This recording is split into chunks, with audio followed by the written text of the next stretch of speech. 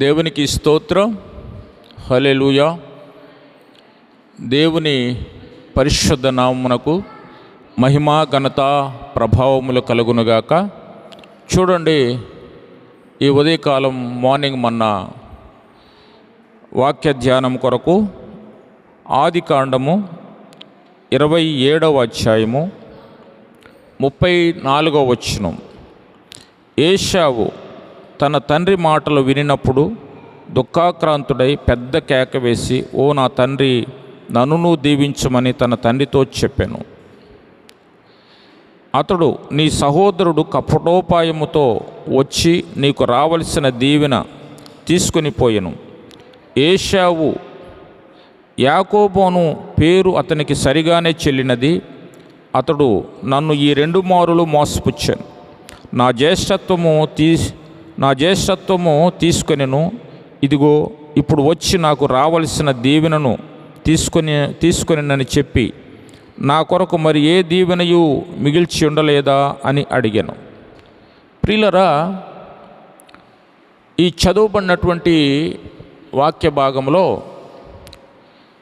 ఏశావు తన తండ్రి దగ్గరకు వచ్చి దీవెన ఇమ్మని అడుగుతూ ఉంటాడు. వేట మాంసం తీసుకొస్తే ఆ వేట మాంసం భుజించి నిన్ను దీవిస్తాను అని చెప్పి ఏశావుకి ఇస్సాకు తన తండ్రి చెబుతున్నప్పుడు ఏశావు అక్కడి నుంచి వెళ్ళిపోయాడు. వెళ్ళి వేట కోసం వెళ్ళాడు. ఒక జంతువుని కొట్టడానికి వెళ్ళి దాన్ని తీసుకొని తిరిగి వస్తాడు.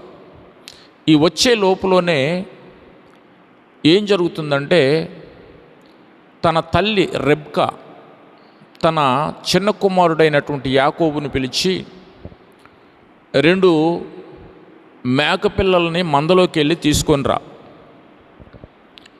నీ తండ్రి చనిపోక మునుపు నీ అన్నయ్యైన ఏశావుని ఆశీర్వదిస్తానని చెప్పగా నేను విన్నాను.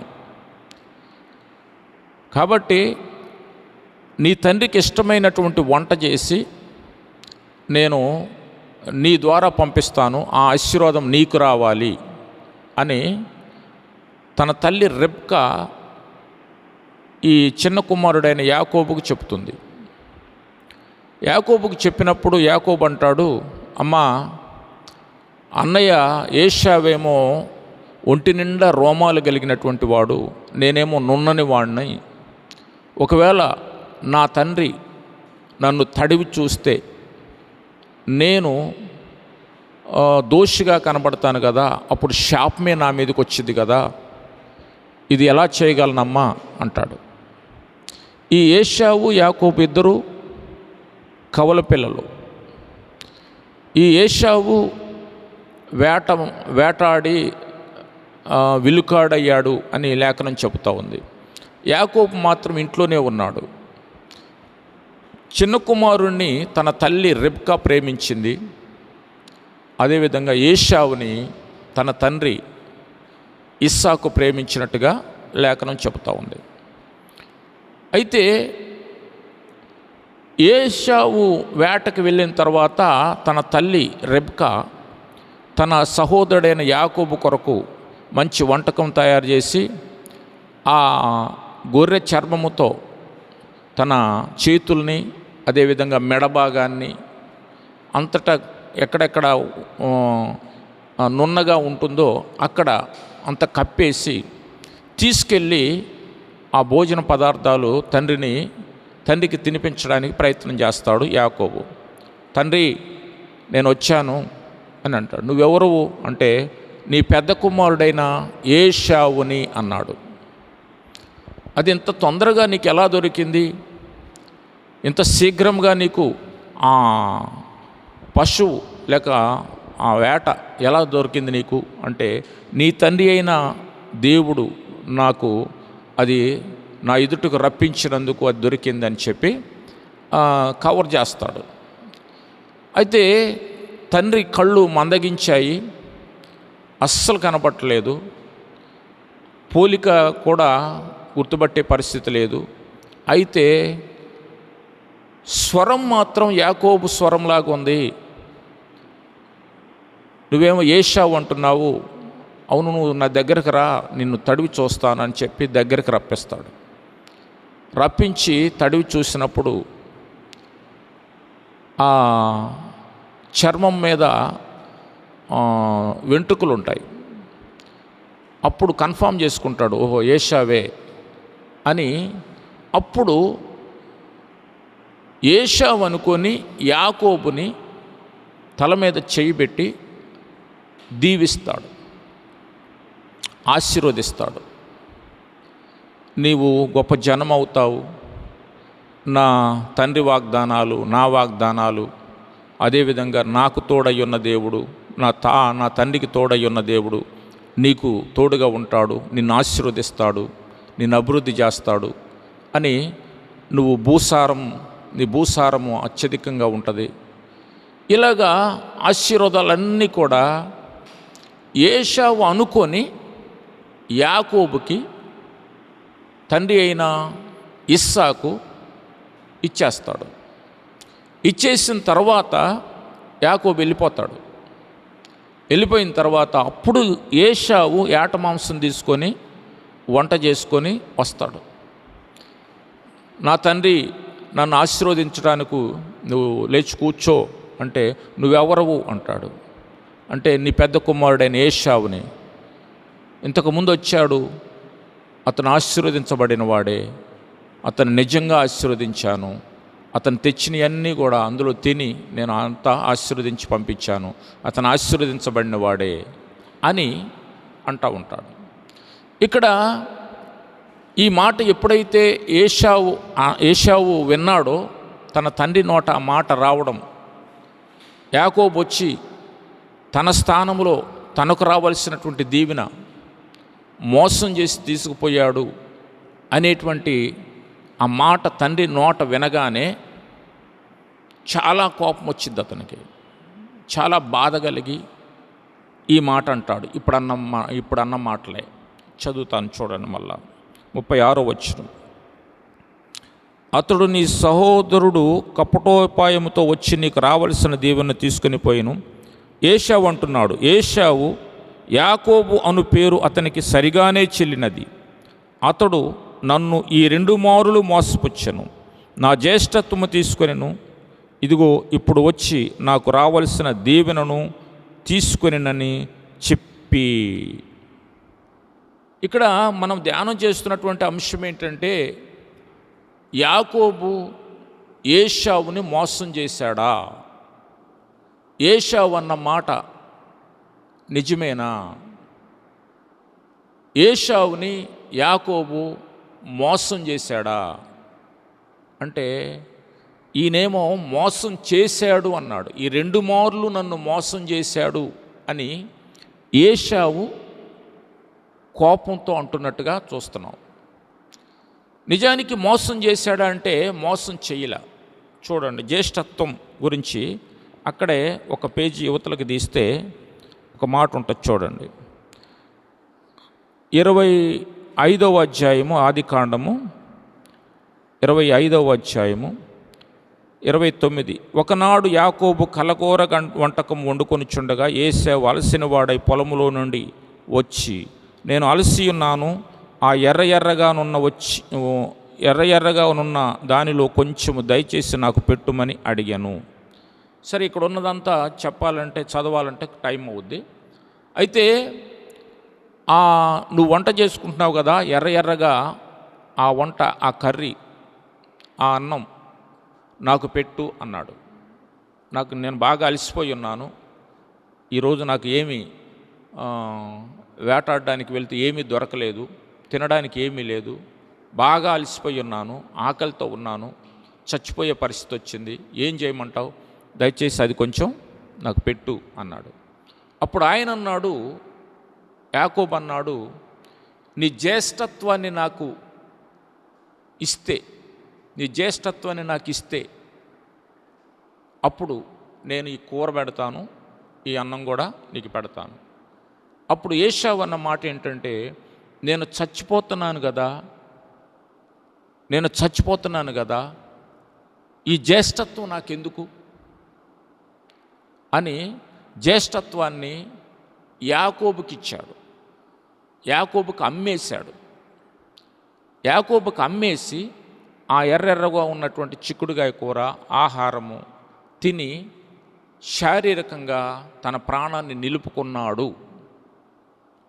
ఇక్కడ యాకోబు మోసం చేశాడా? డైరెక్ట్గానే అడిగాడు, ఉన్నదన్నట్టుగానే చెప్పాడు. నీవు నాకు జ్యేష్ఠత్వాన్ని ఇస్తే నేను ఈ ఆహారం పెడతాను, లేకపోతే నేను పెట్టను. నేను వంట చేసుకుంటున్నాను, ఇది నా కొరకే, నేనే తింటాను. కాబట్టి నువ్వు అలసిపోయానంటున్నావు, చచ్చిపోతానంటున్నావు, బలహీనపడ్డావు. కాబట్టి నీ జ్యేష్ఠత్వం అంటే నీవు పెద్దవాడుగా ఉన్నావు కదా, ఎప్పటి నుంచో పెద్దవాడుగా ఉన్నావు కదా, ఇప్పటి నుంచి ఈ చిక్కుడుగాయ కూర తిన్న తర్వాత, ఈ ఆహారం తిన్న తర్వాత అది నాకు అమ్ముతున్నట్టు నాకు అమ్మేశావు. ఇక నుంచి నేను పెద్దోడిని, నీవు చిన్నోడివి. నేను పెద్దోడిని, పేర్లేం మారవు. మన ఇద్దరి మధ్య ఇది ఒప్పందం, మన ఇద్దరి మధ్య ఇది డాక్యుమెంటు. అంటే నేను ఆహారం ఇచ్చినందుకు నీవు నాకు జ్యేష్ఠత్వాన్ని ఇచ్చావు, అమ్మేశావు. ఇక్కడ ఏమన్నా మోసం యాకోబు చేశాడా? చేయలే. ఇక రెండో విషయం, ఆహారం వండుకొని తీసుకొని వచ్చేటప్పుడు తల్లితో అంటాడు, అన్న ఏమో రోమాలు కలిగినటువంటి వాడు, ఒంటి నిండా రోమాలు వస్త్రంగా ఉన్నటువంటి మనిషి, నేనేమో నున్నగా ఉంటాను, తడివి చూస్తే నా మీద ఆశీర్వాదం కంటే తండ్రి శాపమే వచ్చిద్దేమో అమ్మా అని అంటాడు. అప్పుడు అదంతా నేను చూసుకుంటాను, ఆ శాపం మీద నా మీదకి రాని అంటది తల్లి. అంటే తల్లి ప్రేమ యాకోబు మీద ఉంది. అయితే ఇస్సాకు కూడా యాకోబుని దీవించడానికి గల కారణం, దేవుడు అనుమతించడానికి గల కారణం, ముందుగానే అక్కడ ఒప్పందాలు జరిగిపోయినాయి. దేవునికి స్తోత్రం. ముందుగానే ఏశావు తన జ్యేష్ఠత్వపు హక్కును అమ్మేశాడు. నువ్వు పెద్దోడివి అంటే పెద్దోడికి జ్యేష్ఠత్వపు హక్కులన్నీ వస్తాయి. పెద్దోడు తన తండ్రి తన చేతిని తన తల మీద పెట్టి ఆశీర్వదించితే ఆశీర్వదించబడతాను. అదేవిధంగా వారసత్వపు హక్కులన్నీ కూడా పెద్దోడికి ముందుగా బాధ్యతలన్నీ వస్తాయి. అన్నీ కూడా ఇప్పుడు ఏశావుకు రావలసినవన్నీ కూడా యాకోబుకు వచ్చాయి. ఇది మోసం చేసి తీసుకున్నది కాదు. హెబ్రీ పత్రికారుడు ఆ మాటను అంటాడు, చాలా స్పష్టంగా మాట్లాడతాడు ఆ మాట. నేను చెప్తాను చూడండి. హెబ్రీ పత్రిక 12వ అధ్యాయము 16వ వచనం. ఒక పూట కూటి కొరకు తన జ్యేష్ఠత్వపు హక్కును అమ్మివేసిన ఏశావు వంటి భ్రష్టుడైనను వ్యభిచారి అయినను ఉండునేమో అనియు జాగ్రత్తగా చూచుకొనుడి. ఏశావు ఆ తరువాత ఆశీర్వాదం పొందగోరి కన్నీళ్లు విడుచుచు దానికోసం శ్రద్ధతో వెదికినను మారు మనసు పొందనవకాశము దొరకక విసర్జింపబడినని మీరు ఎరుగుదురు. ఒక పూట కూటి కొరకు తన జ్యేష్ఠత్వపు హక్కును అమ్మివేశాడు. హక్కు అంటే ఇంటిలో ఇస్సాకు తర్వాత పెద్దవాడు ఎవరు అంటే ఏశావు. మగవాళ్ళలో తల్లిదండ్రుల తర్వాత ఏశావు పెద్దగా ఉండాలి, జ్యేష్ఠుడిగా ఉండాలి. ఆ తర్వాత యాకోబు ఉండాలి. అయితే ఒక్క పూట కూటి కొరకు చచ్చిపోతానేమో, ఒక్క పూట ఆహారం లేకపోతే నేను చచ్చిపోతానేగా అనే ఉద్దేశంతో జ్యేష్ఠత్వాన్ని హక్కును అమ్మేశాడు. ఒక ఎగ్జాంపుల్ చెప్తాను. ఇప్పుడు 2 కొడుకులు ఉన్నారు. వాడికి ఒక 10 ఎకరాలు, వీడికి ఒక 10 ఎకరాలు తండ్రి పంచిపెట్టాడని. పెద్దవాడు నాకు అప్పులున్నాయి, లేకపోతే నాకు బాధలున్నాయి, నాకు శరీరానుసారమైన బాధలున్నాయి, ఇది 10 ఎకరాలు నీకు అమ్మేస్తున్నాను అని చిన్నోడికి అమ్మేశాడు అనుకో, హక్కు అంతా కోల్పోతాడు. అంటే డాక్యుమెంట్స్ అన్నీ పకడ్బందీగా బిగిచ్చేస్తాడు. ఇప్పుడు తండ్రి దగ్గరికి వెళ్ళిన తర్వాత మరలా ఆ ఆస్తిలో, ఆ డాక్యుమెంట్లో, ఆ 10 ఎకరాల్లో ఈ పెద్ద కుమారునికి ఏ హక్కు ఉండదు. ఎందుకంటే అమ్మేశాడు, ఇకేమీ ఉపయోగం లేదు. అలాగా జ్యేష్ఠత్వపు హక్కును అమ్మేశాడు. దేని కొరకంటే శరీరానుసారమైనటువంటి భోజనం కోసం, శరీర పోషణ కొరకు, ఆత్మ సంబంధమైనటువంటి హక్కును, ఆత్మ సంబంధమైనటువంటి జ్యేష్ఠత్వాన్ని, జ్యేష్ఠుల సంఘములో ఉండబోయేటువంటి ఆ భాగ్యాన్ని ఏశావు కోల్పోయాడు.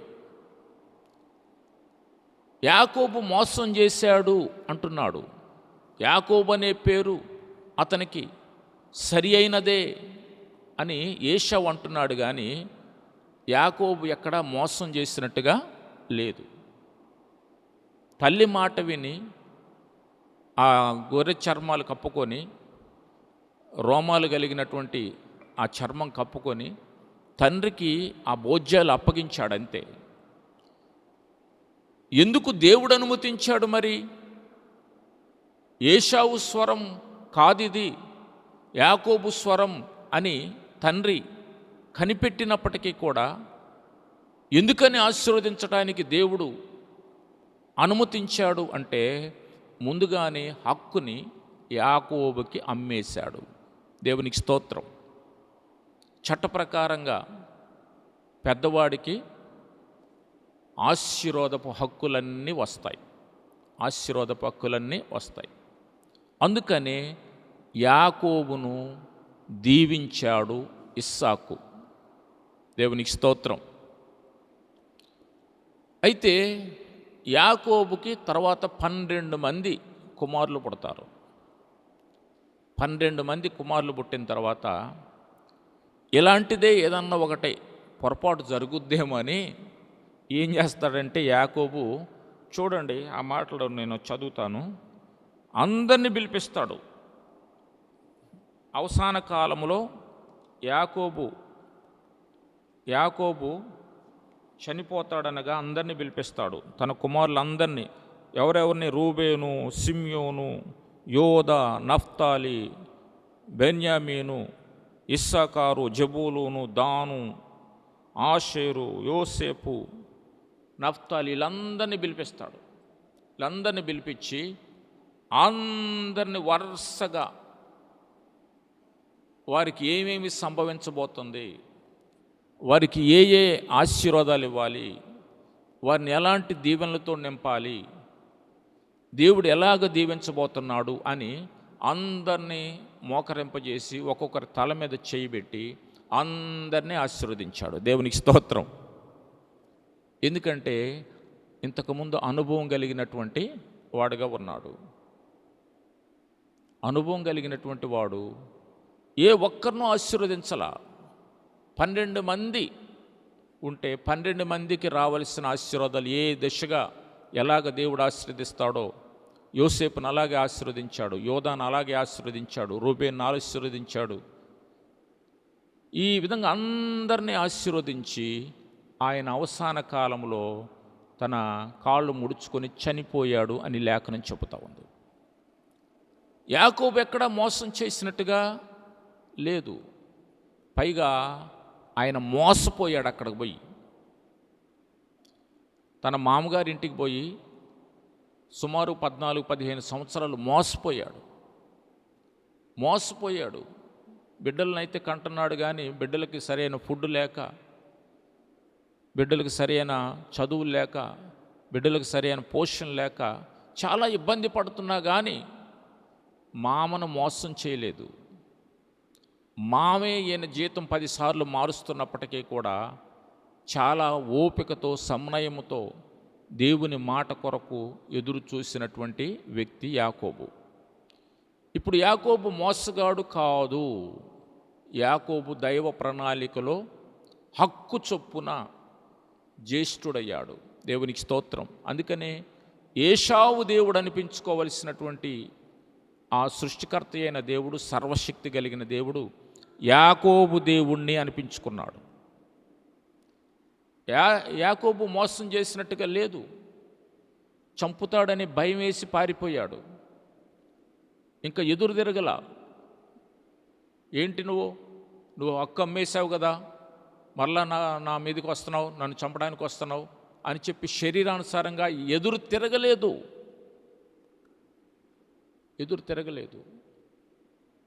ఆయన సైలెంట్గా పారిపోయాడు.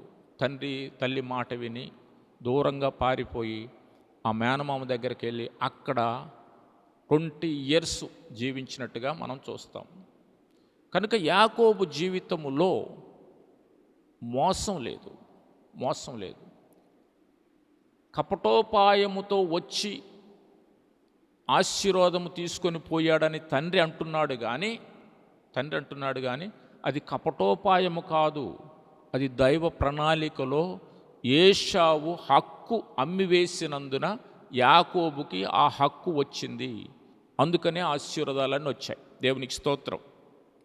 సరే, ఆశీర్వాదం గురించి మనం మాట్లాడుకుంటే శరీరానుసారమైన ఆశీర్వాదమా, ఆత్మ సంబంధమైన ఆశీర్వాదమా అని చూస్తే, శరీరానుసారమైన ఆశీర్వాదం గురించి ఆలోచన చేస్తే, శరీరానుసారంగా యాకోబు తండ్రి దగ్గర నుంచి 1 kg బంగారం తీసుకెళ్ళలేదు, లేదా పొలాల స్థలాల డాక్యుమెంట్లు ఏమీ తీసుకెళ్ళలేదు. శరీరానుసారంగా ఒక కర్ర పట్టుకొని వెళ్ళాడంతే. ఏమీ లేదు, ఒట్టిగానే వెళ్ళిపోయాడు. నువ్వు వెళ్ళిపో, అక్కడ మీ మేనమామ దగ్గరికి వెళ్ళి వివాహం చేసుకో, అక్కడే ఉండిపో. ఇక్కడ నీ అన్న ఈ అన్యులైనటువంటి వారి కుమార్తెలను పెళ్లి చేసుకొని మాకు ఇబ్బంది పెడుతున్నాడు, వారి వలన మేము విసిగిపోయాము, వేగిపోయాము. అందుకనే నీవు వెళ్ళి అక్కడ వివాహం చేసుకొని అక్కడ జీవించు, నీ అన్న కోపం చల్లారే వరకు అక్కడే ఉండు అని పంపించారు. అదే శరీరానుసారి అయితే యాకోబు మోసం చేసాడు వాడైతే, కోపదారి అయితే, తిరుగుబాటుదారుడే అయితే, నువ్వు ఆల్రెడీ హక్కు అమ్మేసిన తర్వాత, నీ డాక్యుమెంట్ అంతా నాకు ఇచ్చేసిన తర్వాత మరలా నా మీదకి వచ్చి నన్ను కొట్టడానికి వస్తున్నావు అని చెప్పి తిరగబడేవాడు. అలా కాకుండా ఆయన దూరంగా వెళ్ళిపోయి అక్కడ 20 years చాలా కష్టపడ్డాడు. దేవునికి స్తోత్రం. కాబట్టి ఆశీర్వాదం అంటే జ్యేష్ఠత్వపు హక్కు. అది ఏశావు గుర్తించలేదు. దేవుని వరసలో ఉండే హక్కు, దేవుడు చూచే హక్కు అది. అంటే దేవుని ఆశీర్వాదం పరలోకము నుంచి యాకోబు మీదికి రాబోతా ఉంది. నేను యాకోబు దేవుణ్ణి అనిపించుకోబోతున్నాడు, ఇజ్రాయేలు దేవుణ్ణి అనిపించుకోబోతా ఉన్నాడు. ఇజ్రాయేలులో నుంచే, ఆ ఇజ్రాయేలు 12 గోత్రాల్లో నుంచే యేసుక్రీస్తు ప్రభు రాబోతున్నాడు. ఈ సంగతి యాకోబుకు ఆనాడు తెలుసో తెలియదో కానీ, ఆయన మాత్రము నేను పెద్దవాడిగా ఉండాలి, నేను జ్యేష్ఠుడిగా ఉండాలి, నేను ఆశీర్వాదానికి వారసుడిగా అవ్వాలి అని ఆ రోజు ఆ జ్యేష్ఠత్వపు హక్కును కొనుక్కున్న తర్వాత అన్ని హక్కులు ఈయనకే వస్తాయి. అమ్మిన వారికి ఏ హక్కు ఉండదు. అందుకని ఏశావు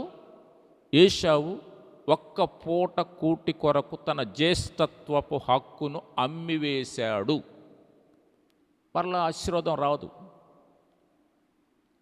కాబట్టి కావాలనే సొంతంగా ఇచ్చేసిన తర్వాత మరలా తమ్ముడు మోసం చేశాడు అనడం చాలా తప్పు. కపటోపాయంగా వచ్చాడు నీ తమ్ముడు అని తండ్రి అన్నాడు తెలియక, అంతకుముందు జరిగిన ఒప్పందాలు తెలియక. కాబట్టి యాకోబు యథార్థపరుడు. దేవునికి స్తోత్రం. యాకోబు దేవుని చిత్తములో ఉన్నవాడు. దేవుడంటే భయపడేవాడు, తండ్రి అంటే కూడా భయపడేవాడు. ఎందుకంటే నేను నా అన్న వేషం వేసుకొని వెళ్తే, నా అన్నలాగా వెళ్తే నన్ను శపిస్తాడేమో, నా మీదకు ఆశీర్వాదం రాదు, దీవెన రాదు కదా అని తండ్రికి కూడా భయపడ్డ సందర్భం ఉంది. దేవునికి స్తోత్రం. కాబట్టి యాకోబు దేవుని ప్రణాళికలో ఉన్నవాడు. యాకోబే జ్యేష్ఠుడు. అసలు పుట్టక మునిపే రెబ్కా ప్రార్థన చేయడానికి వెళ్తుంది. కడుపులో ఇద్దరు తిరుగుతూ ఉన్నప్పుడు ప్రార్థన చేస్తే దేవుడు అంటాడు, 2 జనపదములు నీ గర్భంలో ఉన్నాయి. ఒక జనపదము కంటే మరొక జనపదము బలంగా ఉంటుంది. చిన్నవాడికి పెద్దవాడు దాసుడవుతాడు అని గర్భంలో ఉన్నప్పుడే దేవుడు డిసైడ్ చేసి పంపించాడు. దేవుని స్తోత్రం. అప్పుడు యాకోబు మోసం చేసినట్టేం కాదు. యాకోబు మోసగాడు కాదు. యాకోబు యథార్థవంతుడు. యాకోబు ప్రార్థనాపరుడు, తల్లిదండ్రులకు భయపడేవాడు, దేవునికి భయపడేవాడు. దేవుని చిత్తానుసారంగా పెద్దలను గౌరవించి ఎక్కడికో దూరంగా వారి మాట విని దూరంగా వెళ్ళిపోయి అక్కడ జీవించాడు 20 years. అక్కడ కూడా మోసపోయాడు కానీ మోసం చేయలేదు. దేవుడు ఆశీర్వదించే వరకు ఎదురు చూచాడు. కాబట్టి యాకోబు మోసగాడు కాదు. ఏశావు అంటున్నాడు అంతేగాని యాకోబు మాత్రం మోసగాడు కాదు. దేవునికి స్తోత్రం. ఈ మాటలను బట్టి మనం నేర్చుకున్న విషయం ఏంటంటే దేవుని ప్రణాళికలు అంతర్లీనంగా దాగి ఉంటాయి. నువ్వు ఆత్మీయంగా లేదా శారీరకంగా ఇది వేస్ట్, ఇది ఎందుకు నాకు, ఇది నాకు దేనికి ఉపయోగపడదు కదా ఇది అనే భావన నీకుంటే అదే నీకు నష్టం అవుతుంది. ఏశావుకి అదే నష్టం చేసింది. ఏశావుని ఈ గోత్రాల్లో నుంచి తీసివేయబడ్డాడు. అసలు ఏశావు దేవుడను అని అనిపించుకోవాలి. ఏశావు దేవుడను, ఇస్సాకు దేవుడను, అబ్రహాము దేవుడను అనిపించుకోవాలి. దేవుడు కేవలం నాకెందుకు, ఒక్క పూట కూటి కొరకు, ఒక్క పూట ఆహారం లేకపోతే చచ్చిపోతామా? చచ్చిపోం కదా. అతను కేవలం శరీరానుసారంగా ఆలోచన చేసి నేను చచ్చిపోతున్నాను కదా, నాకెందుకు ఈ జ్యేష్ఠత్వం అని అమ్మేశాడనమాట. అందుకని కోల్పోయాడు. ఆ వరం కోల్పోయాడు, ఆ వరస కోల్పోయాడు. ఆ ఇజ్రాయేలు గోత్రాల వరసలో ఉండేటువంటి ఆ అబ్రహాము, ఇస్సాకు గోత్రాల్లో ఉండేటువంటి వరసను కోల్పోయాడు. కాబట్టి ఒక అన్యుడిగా పిలువబడ్డాడు. ఎదోమీయులు